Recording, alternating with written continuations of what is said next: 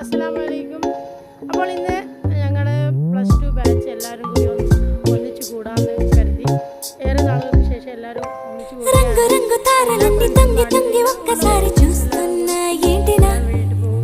పైనలేని వెన్నెలంత నేల మీదకొచ్చినట్టు ఉంటే చూడవా.